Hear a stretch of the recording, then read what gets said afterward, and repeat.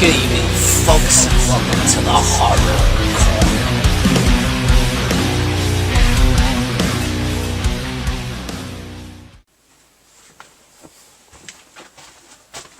Oh, hey guys, I'm just gonna go do this movie review, and I'll be right back. Good evening, folks, and welcome to the Horror Corner. I'm your host, Sean Erschen. This week we're doing another movie review. This is Scream from 2022. Yes, the brand new film in the Scream franchise. Technically it's Scream 5, but there you have the meta humor of Scream taken front and center stage. Now, the new Scream, of course, this is the first film not directed by Wes Craven. Obviously, he passed away a couple of years ago. This film is directed by Matt Bettinelli-Olpin and Tyler Gillett. So the film stars, Neve Campbell, of course, returning as Sidney Prescott, David Arquette as Dewey Riley, and, of course, Courtney Cox returning as Gale Weathers. And then you have the new breed, the new blood, Melissa Barrera and Jenny Ortega as Samantha Carpenter and Tara Carpenter. Obviously, that's a nod to John Carpenter. And there's a lot of acknowledgement of Halloween once again in this movie. And of course, Wes Craven as well. One of the main characters in the new breed, the new characters, is called Wes. Obviously, a tribute to Wes Craven. And yes, at the closing credits of the film, they do dedicate the movie to Wes Craven, which was really nice. So this movie review will have minor spoilers. So I'm not going to give away any big reveals in the film, because there are a few big reveals. So I'm not going to talk about that, but I do want to talk a little bit about the movie and the plot. So I'm going to do my best not to reveal any big moments of the film. But if you guys don't want anything spoiled at all, don't watch this review until after you've watched the new Scream film. Does this film succeed? You got new directors working on a new Scream film. Is it in line with some of the other sequels in the film? Is it better than the original Scream? Is this a requel of sorts? Yes, I think it does succeed as being another solid entry in the Scream franchise. It just fits right in with all the others, So, in that respect, it is a success, And it's got some great meta humor, and I'll say this, it's very, very self-aware, maybe even more so than any of the others. This one takes the movie within a movie aspect to the next level, to the extreme, I would say.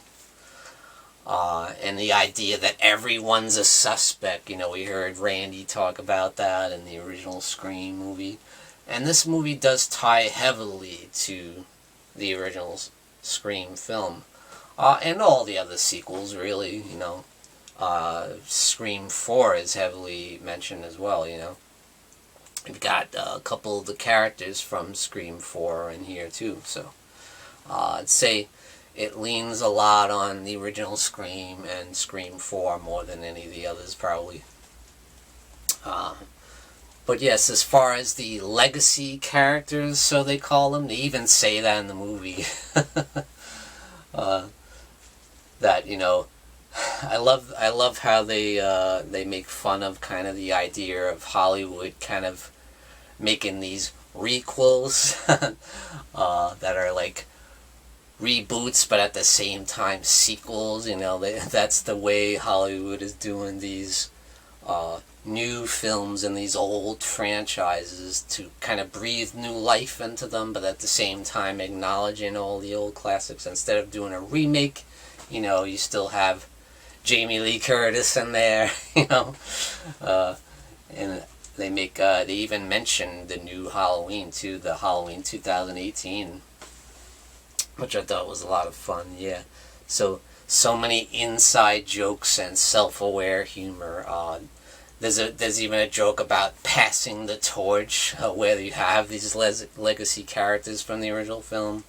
Are they going to pass the torch to the new young cast of teenagers? You know, I thought that was a lot of fun. And there's talk about the Stab franchise. You know, Stab, how they made a movie called Stab about the events of the Woodsboro murders, you know, about Sidney Prescott's story and Gail Weathers' story, you know.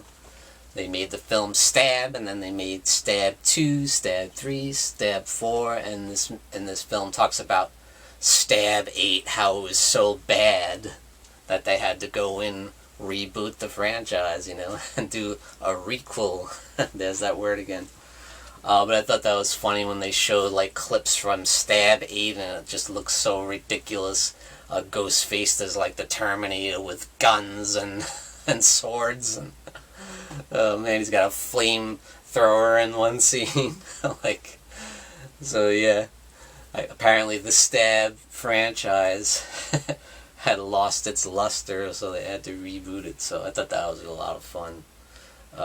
Yeah, so this is a very fun movie, and as far as Ghostface goes, you know, it's the classic Ghostface with the classic voice, you know, using the voice synthesizer thing, and it's the same guy doing that voice that's done it throughout the whole series, which was cool. So the opening scene is very similar to the original Scream, you know, very much so. And there's even the landline telephone used several times throughout the movie, which I thought was like, why does this girl have a landline phone, you know? You would think they would focus more on today's technology, but we do see her texting, and then the killer finds out how to, you know, hack the system and text this young woman. And they use Alexa, you know. So they do use a lot of today's technology. They use the killer uses Alexa to like open the locks in the door and in the security system of the house. So I thought that was cool.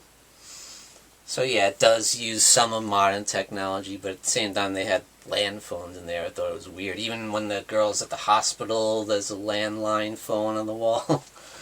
So it's kind of funny. It's like a nod to the original, but at the same time you get the reboot. So, what do I think about the young cast of characters that we have here? There are some that are kind of cookie cutter and forgettable, some of the characters, but some of them I thought were good. Like, they had this girl who's like, almost like the replacement for Randy. She's like this young horror nerd, you know. But I thought it was nice. And a nice tribute to Randy's character from the original film, you know. There's nothing but love given to the legacy characters, you know, which is great to see, you know. They give great care to Sidney Prescott and David Arquette and Courtney Cox. But I will say David Arquette is definitely the standout from the original characters in this movie. He gets a big role in this time around, you know, whereas he was kind of just, you know, one of the other cast in the original. And he has some great scenes with Courtney Cox as well, because, you know, in real life they were married and got divorced, and in this movie they were married and got divorced. So you see there's a really emotional content there, you know. And there's a couple scenes where I was like, ooh, this is intense, you know. But you can see that they get along great. They still have a great relationship together. They're very close, just like they are in real life. Courtney Cox and David Arquette are still close, you know. They're good friends, and we see that comes through in this movie. You know how life imitates art, and sometimes art imitates life, you know. And there's some of that in this movie, which is great, you know. And David Arquette has a great performance, and I think this is his best performance in the franchise. So that was great to see. I was a little bit disappointed at Neve Campbell as Sidney Prescott. She kind of has a smaller role in this, you know, so all you die-hard Sidney Prescott fans might be a little bit disappointed because her role is kind of diminished a little. We don't really see her until like the final act of the movie, you know. So, but we do see a lot of Courtney Cox and David Arquette, so that was great. So, yeah, what happens is there's a major reveal with the characters of Samantha and Tara Carpenter, who are sisters in the film. But especially in Samantha's character, she has major ties to one of the characters from the original film. So I'm not going to give that away now, but I thought that was a really cool way of breathing new life into this young cast, and I think it's something great to go forward with in the future. So yeah, there's definitely a bright future ahead for the franchise, which is great. So if you're a big Scream fan, you know there's going to be some more Scream movies, and I can tell you that I am excited to see what they do with it, you know. So it introduces some nice elements that keep you invested in these new characters as well as some of the old, you know. So we get the best of both worlds in this new film, and I think it's great. So if you're a Scream fan, this movie definitely delivers. And now let's talk about the kills now. There's some brutal kills in this movie, so if it's not for the faint of heart. So if you don't like a lot of heavy gore, then this is not the movie for you. There's a lot of gore in this film. There's a lot of blood and guts and gore, you know. I'd say it's maybe the most brutal entry in the Scream franchise. I'm not sure. I have to think about that, because 4 was quite bloody as well, you know. I'd say this is on par with Scream 4 as the kills are concerned, you know. But it still sticks mainly to like the knife kills and the stabbing kills, and not a whole lot of crazy stuff with like chainsaws or wild weapons or anything, you know. Sticks to the classic knife, you know. Ghostface likes his knife, you know, just like Michael Myers likes his knife, you know. And yeah, there's a lot of talk about some of the newer horror too, which I like hearing. They talked about Hereditary and Jordan Peele as a director, you know. So that was nice to hear them talk about some of the newer horror films that have come out in the past 10 years, you know. Not just the slashers like Michael and Freddy and Jason, although they do talk about them too. So there's mention of Jason Voorhees, there's mention of Michael quite a bit.